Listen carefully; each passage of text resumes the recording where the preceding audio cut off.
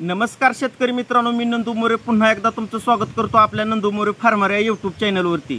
तर आजचा आपला सर्वात मोठा टॉपिक आहे। तर मित्रांनो, पावसाची ही खूपच घाई गडबड झालेली आहे आणि भरपूर पाऊस पडलेला आहे आणि अतिवृष्टी पण झालेली आहे। तर आपल्या महाराष्ट्रातली फक्त अनुदानासाठी 10 जिल्हे घेतलेले आहेत आणि आमचा धाराशिव उर्फ उस्मानाबाद जिल्हा ही राखीव ठेवलेला आहे आणि धाराशिव जिल्हा हा अनुदानाच्या यादीत घेतलेला नाही।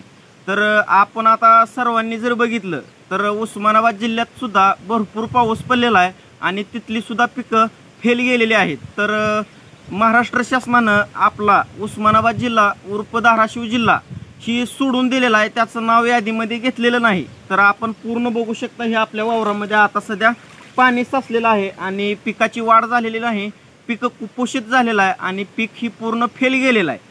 तरीसुद्धा महाराष्ट्र शासनानं आमचा जिल्हा वगळलेला आहे। तर त्याचं काय कारण असेल आपण जाणून घेऊयात लवकरात लवकर। तर आमच्या खासदारानं आमचा जिल्हा कसा काय वगळू दिला याच्यावरती ऑब्जेक्शन का घेतलं नाही, कुठंतरी आवाज उचलून का धरला नाही, ह्याच्यावर पण थोडं डिपेंडचं असतं बरं का। तर या पूर्ण संदर्भावरती मी एक कविता तयार केलेली आहे, तुम्हाला मी म्हणून पण दाखवतो। हजारो कोटीचं कर्ज बुडवणारा मल्ल्या परदेशात पळत सुटतो, मग शेतकऱ्यालाच अनुदान देताना तुमच्या पोटात का गोळा उठतो। गद्दारी नाही रक्तात म्हणून शेतकरी रडत बसतो, कर्ज घेणारा उद्योजक मात्र खुशालपणे हसताना दिसतो।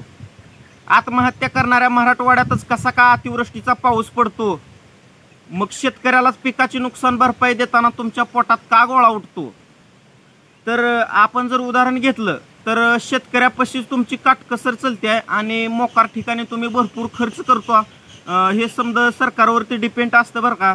तर सरकार व्यवस्थितरित्या आपलं राज्य चालवत नाही राव, जिथं तिथं भ्रष्टाचार वाढतच चाललेला आहे, भरपूर भ्रष्टाचार, किती बघल तिकडं जिकडं जाईल तिकडं फक्त आणि फक्त भ्रष्टाचाराशिवाय दुसरं काही चलतच नाही। तर असल्या भ्रष्टाचाराच्या काळात सर्वसामान्य माणसाने जगायचं कसं, हा एक खूप मोठा प्रश्न पडलेला आहे राव समाजापुढे। तर सर्वसामान्य माणूस ह्या असल्या गर्दीमध्ये फक्त चिरडला जातोय, भ्रष्टाचार तर वाढतच जातोय।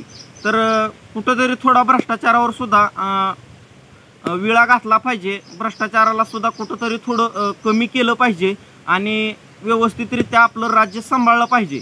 तर आपण जर आता सध्या उदाहरण घेतलं वाळूचं, तर महाराष्ट्रामध्ये वाळू विकण्यासाठी बंदी आहे आणि दुसऱ्या राज्यामध्ये चालू आहे। गुजरातमध्ये वाळू विकायला परवानगी आहे पण महाराष्ट्रामध्ये वाळू विकण्यासाठी परवानगी नाही, कायद्याने ती बंदी आहे।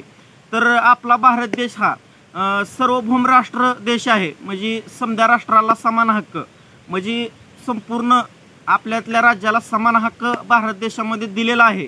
पण एका राज्यामध्ये वाळू विकण्यासाठी चालू आहे, एका राज्यामध्ये बंद आहे, तर ही राज्य सरकारवरती समजा डिपेंड असतं।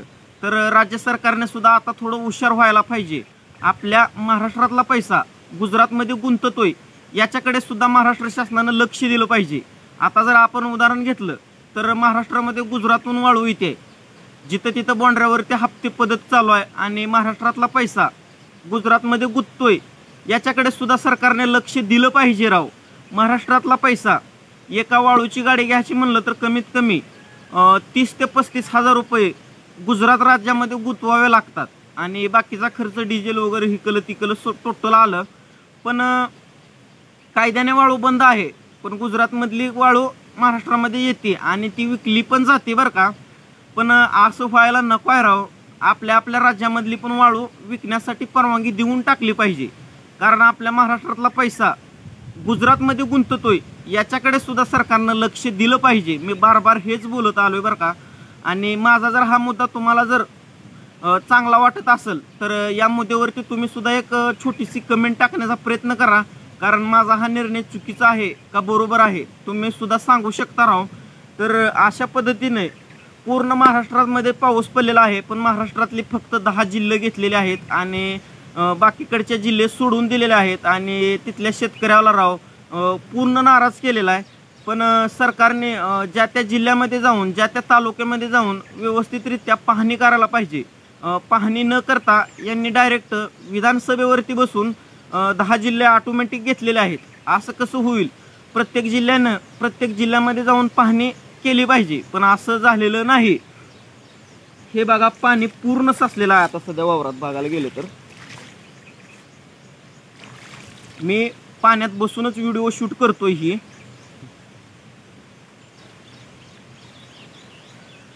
पिरून कमीत कमी ह्याला 2 महिने पूर्ण झाली.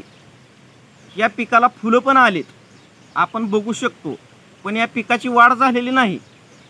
पेरल्यापासून फक्त ही पीक कमीत कमी 6 इंच उंच आलेलं आहे आणि बाकीची ह्याची वाढच झाली नाही, कुपोषित झालेला आहे पूर्ण.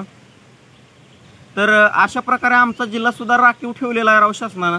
तर याच्याकडे सुद्धा सर्वांनी लक्ष दिलं पाहिजे आणि ज्या शेतकऱ्याचं खरंच नुकसान झालंय अशा शेतकऱ्याला तलाठी अधिकाऱ्याकडून त्याचं सर्वेक्षण करून त्याची नोंद करून घेतली पाहिजे. आणि ज्यांचं खरंच नुकसान झालंय अशांना खरंच अनुदान किंवा तुमचं सरकारकडून मदत भेटलीच पाहिजे. पण इथं कसं झालंय माहिती आहे का, ज्या शेतकऱ्याचे नुकसान झालं नाही त्यांना अनुदान दिलं जाते आणि ज्याचं खरंच नुकसान झालंय त्याला अनुदान दिलं जात नाही. म्हणजे इथं सुद्धा एक प्रकारचा भ्रष्टाचार वाढतच चाललेला आहे. याच्याकडे सुद्धा आपण लक्ष दिलंच पाहिजे. आता पिकाची वाढ पूर्ण कमी झालेली आहे आणि ह्या पिकाला मुळ्याच नाहीत राव. मुळ्या असल्याशिवाय पीक आपलं काम करणार पण नाही व्यवस्थितरित्या.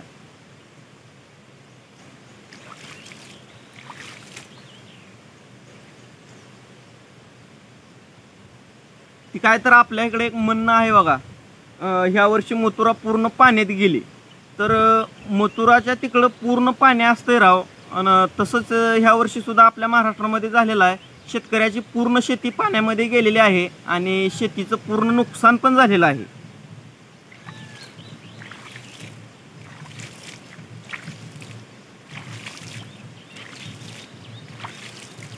तर मित्रांनो, व्हिडिओ जर आवडला असेल तर चॅनलला एकदा सबस्क्राईब करा आणि बेल आयकॉनवरती प्रेस करून लाईक करायला विसरू नका. आणि तुमची काय प्रतिक्रिया आहे कमेंट करून नक्की सांगण्याचा प्रयत्न करा.